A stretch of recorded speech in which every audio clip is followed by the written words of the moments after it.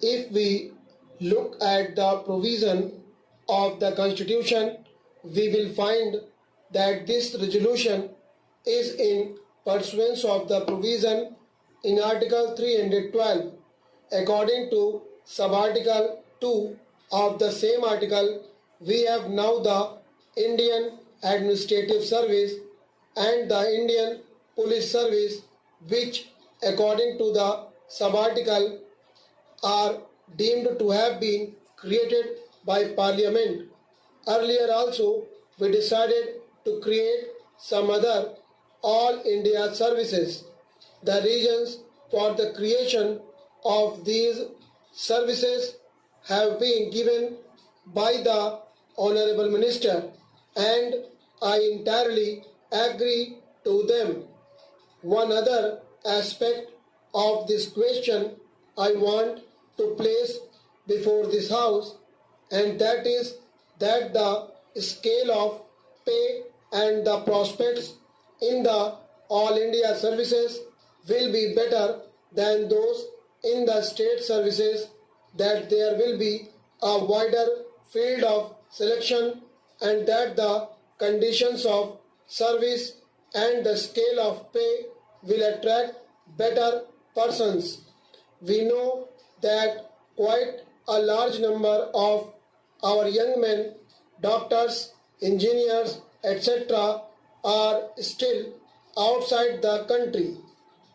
Thought they are keen to come and serve the country. The service conditions in the state services are not such as to attract them. I hope and trust that our young engineers and others who are abroad will be attracted to come back to our country and serve it in view of the better prospects.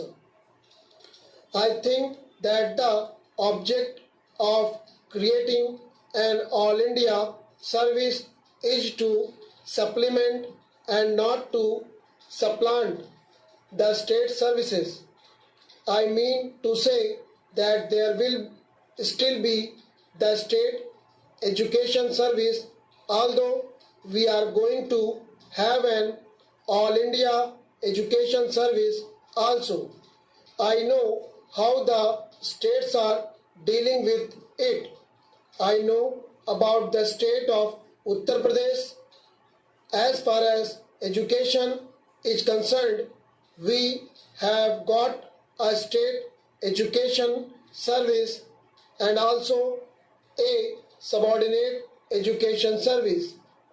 In the state service, there is class 1 and class 2. There is no direct recruitment to class 1 services generally. Therefore, when we are going to create an All India service, I think the first question which will come up before the government will be as to which of the personnel of the state services are fit enough to be absorbed in the All India service. I find that the Honorable Minister had suggested that there might be a proportion of 33% reserved for promotion. After this